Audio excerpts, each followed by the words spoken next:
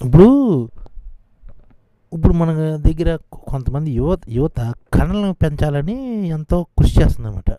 వీళ్ళు ఏం చేస్తున్నారంటే కళ్ళ కోసం స్టెరాయిడ్లు వాడుతున్నారన్నమాట. వైద్య రంగంలో అత్యవసర సమయంలో వినియోగించిన ఇంజెక్షన్లు, టాబ్లెట్లను స్టెరాయిడ్లుగా విక్రయిస్తున్న ముఠాని దక్షిణ మధ్య రైలు పట్టుకుందన్నమాట. ఇప్పుడు ఈయన ఏం చేస్తున్నారంటే ఓం ప్రకాష్ ఆయన ఇప్పుడు విశాఖ జిల్లాకు చెందిన ఫార్మా వ్యాపారిని అవినాష్ ఇప్పుడు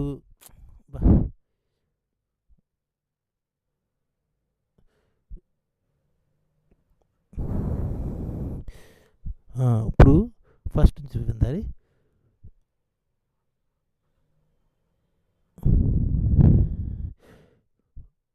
విశాఖపట్నం చెందిన ఓంప్రకాష్ కొన్నాళ్ళ క్రితం సనత్ నగర్కి వచ్చి స్థిరపడ్డాడు అనమాట.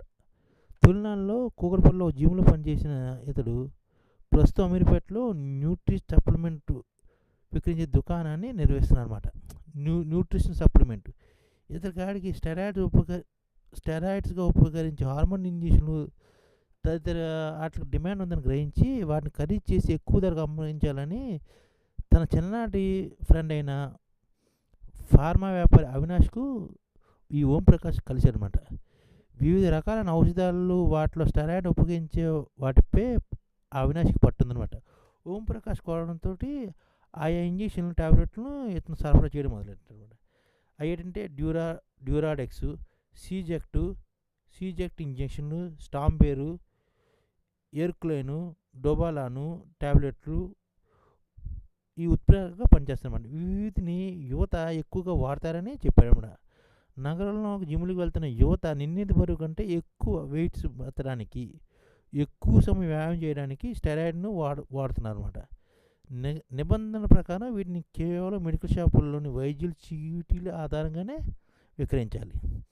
అయితే అవినాష్ వీటిని ఓంప్రకాష్కు సరఫరా చేశారన్నమాట. ఇతను గారు జిమ్కి ప్రోటీన్ సప్లిమెంట్ సరఫరా చేసే డిస్ట్రిబ్యూటర్లకు నరేష్ అన్నవాడికి బేగం బజార్ జిమ్ ట్రైనర్ సయ్యద్ ఫారూక్తో కలిసి యువత విక్రయిస్తున్నమాట. ఒక్కో ఇంజక్షన్ వాస్తవ ధర కన్నా 10 నుంచి 15 రేట్లు ఎక్కువ ధరకు అమ్ముతున్నారన్నమాట. వీళ్ళ దగ్గర 180 ఇంజక్షన్లు, 100 టాబ్లెట్లను స్వాధీనం చేసుకున్నారు.